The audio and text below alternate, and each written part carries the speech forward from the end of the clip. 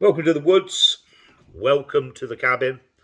It's still raining outside, so today we're inside in the warm, the dry, with a cuppa. I'm going to sit down and have a chat. Just a quick one today. So the Telegraph, we'll discuss that, has suddenly come out and told the public you're going to be a minority in your own country in 40 years. 2 weeks ago, that was a conspiracy theory, and now apparently it's fact. It's not fact. They're wrong. It will be much quicker than 40 years. But as terrible as that sounds, it's interesting that they are now informing the public. There's a reason they do these things. They haven't suddenly moved their ideology to our side. So why are they doing this? And it's not just that statistic that's coming out. There's more and more cropping up in the mainstream about the differences in ethnicities, about the crime rates, about what's happening to white people in Great Britain. And as much as that's encouraging, it's also rather perplexing, because for the last 80 years, they've pushed in the opposite direction. They've pushed against what we've been saying. And now it would seem that they are parroting our opinions. And I think the reason for this is nefarious. I don't think they believe that what they're doing right now is good. I think they're doing it for a reason. And the reason is, as is everything nowadays, pointing to a date in the future of 2030.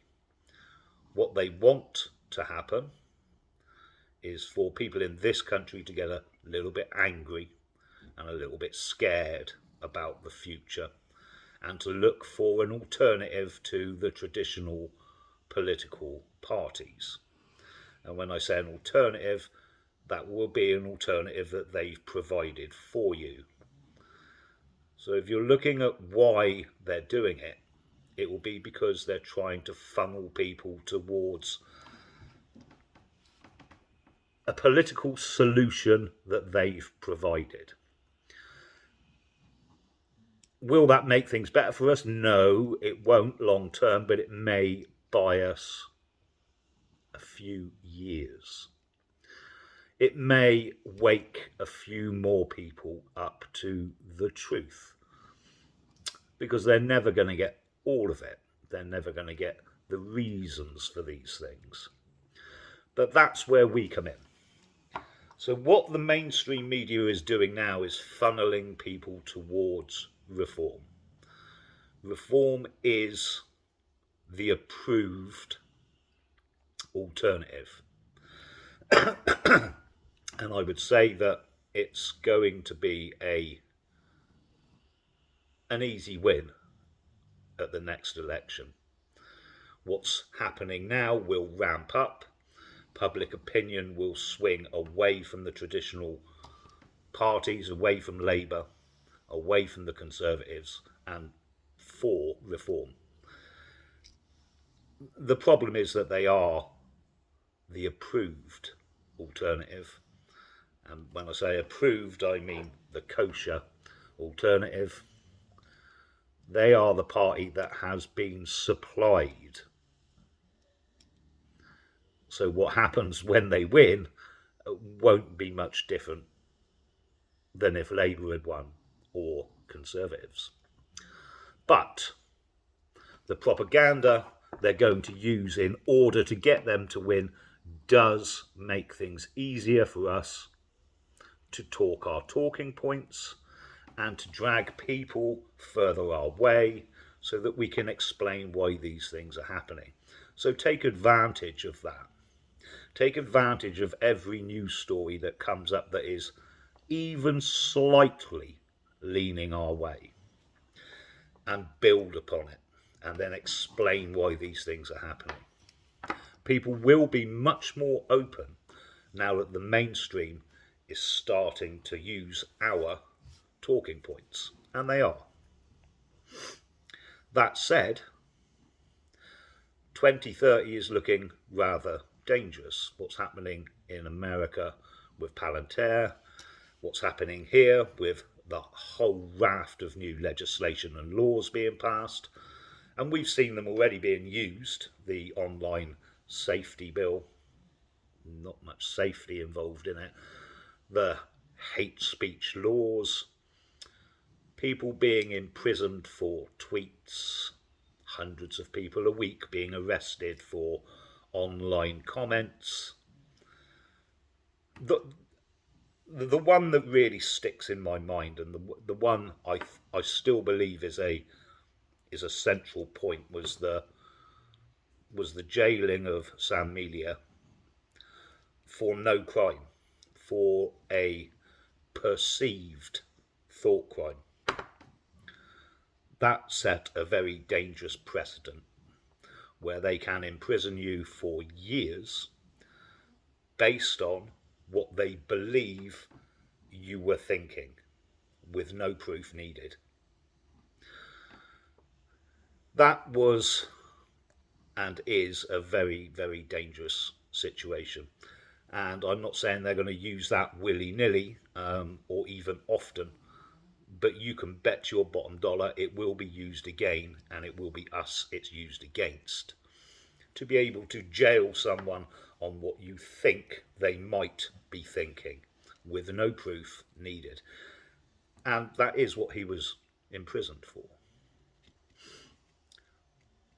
Dangerous times lay ahead, and really for the last 5 years I've been trying to push people towards self-sufficiency and the possibility of looking at parallel structures, parallel systems, and a parallel society. And what is a parallel society? It's not necessarily what instantly springs to mind of villages where people live this hooky life which is nothing like everybody else, although that does hold benefits.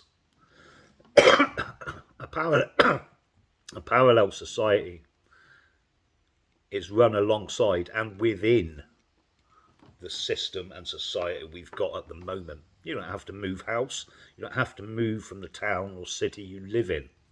You just need to change what you're doing and how you're doing it. Now, we just got back from a weekend, a 3-day event with the Woodlander Initiative, where, as is now usual, the men there worked hard at the weekend building structures on the land, building roads, filling in roads, chopping down trees, and playing with the kids there. It was great to see families, dogs, pets, children learning archery and, sitting around the campfire toasting marshmallows. It was a great weekend. And it was the beginning. Again, it was that coming together of like minds where we can talk freely, where we spoke about what it is we actually want. Because when we start talking about what it is we want, we can then start to put that into action. And we've started to put down the foundations. Good people pulling in the same direction. A foundation of families and of people heading in a much more traditional direction than the one they would want you to be herded into. Because make no mistake, all of those things that were spoken about at the end of the COVID era, that 15-minute city, 20-minute neighbourhoods. That's exactly what's happening. They've already put in the infrastructure for it. They're now gathering data on every single person. They've got the CCTV, they've got the 5G, and now they've got the AI that brings it all together. It is a control network. It is how they want you to live in a multicultural, highly diverse, highly surveilled, 24/7, 15-minute ghetto. That if you're lucky, you'll be able to leave once a week, and maybe if you're very good, if you've been a very good boy, they'll allow you to take a 5-day break at your designated holiday resort. It ties into the digital ID, it ties into a digital currency, and all of these things are already in the pipeline.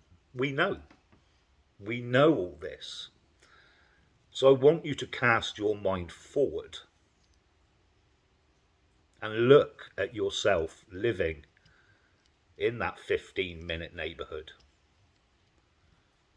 surrounded by diversity, with no job, because that's been taken by technology, on a universal basic income paid digitally to your digital wallet and your digital ID. You won't be able to go online without providing your digital ID. You won't be able to say anything out of line without your digital currency being cut off. Is that what you want? Is that how you want to live?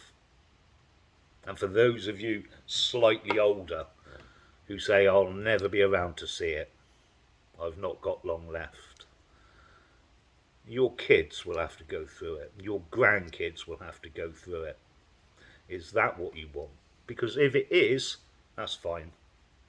That's your choice. But if it isn't, you're going to have to do something today. You're going to have to stand up. You're going to have to do things which are uncomfortable. I've spoken a lot about comfort and convenience in previous videos. It's an evolutionary drive that's within us all to make our lives more comfortable, to make our lives more convenient. And that has been hijacked and used against us. We know that.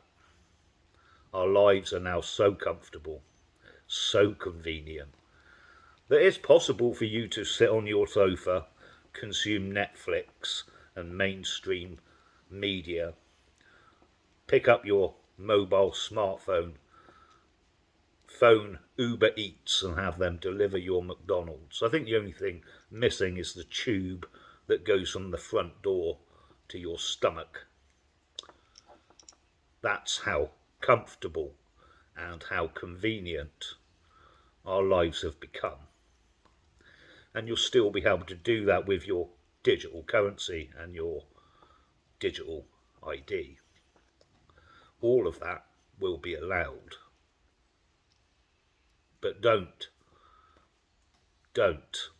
complain about the ethnicity of the Uber Eats driver, because your money will be cut off. None of us want that future.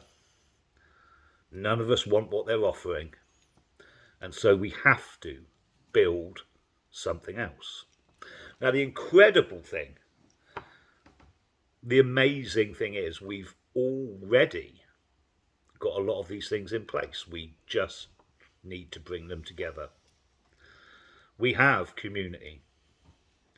We have regions of people. So you're not alone in any part of the country. There's people like us. We have distribution networks. I discussed this over the weekend. I can get packages from Scotland to the southmost tip of England within a day, just using the networks that we've got already. We have our own media. We have our own comedians. We have our own dedicated servers. I've been encouraged by things like Hearthfire Radio that brought together the pagan community in one area where you can now subscribe a small amount of money, and you've got content creators giving fantastic information all the way through the week. The problem there is we've become very comfortable about consuming content free of charge, and I understand that. I like to watch YouTube and content creators, and I'm not used to paying for it. I've never monetized my channel. I never will monetize my channel. I'm not doing this for money. But for those who do this for a living, it's only right that we support them. And none of these people charge a lot. Usually £3 or £4 a month. And I think we need to make ourselves uncomfortable in that direction. Financially, I think we need to support our own, because otherwise these things don't grow. So if you've got a content creator, do support them. Let them know that you're supporting them because they're on our side, and you can withdraw your support if they go the other way. But we should support our own. We need to grow our content creators. We need to let them know what direction we want to see them going in as well. There's lots of positives that are happening already. There's lots of groups pushing in the right direction. I often say support those groups out there that are offering solutions. Many of you know I've said there's no party political route to gaining power. There isn't. There really isn't, and it's a sad truth. But for close on 100 years, we've tried every avenue, and they've all failed. And that is some of the most intelligent, hard-working men we've ever seen in this country. So it's not about smarts. It's about working within a system that actually will not allow it. And they're the ones that get to make the rules. So no, there is no party political route to victory here. But that doesn't mean we can't start something else. It also doesn't mean that we can't be involved politically. We can. We should be. I see no problem with forming a political party and putting in place ideas and policies that oppose what's happening. You don't need to stand in elections. There's no point in raising millions of pounds and fighting all of these battles when you know you're going to lose. But that doesn't mean you can't publicise what you think and what you believe and what you would do. Eventually, we're going to need a political party. But that's not open to us right now. So our time and effort and money would be better off spent building up any group.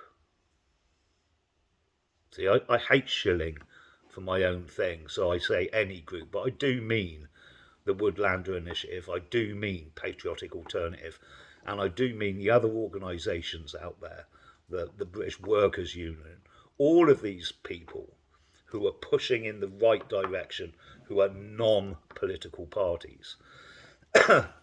And by all means, support the smaller political parties. If you want to support Homeland, that's, I'm not saying don't do this.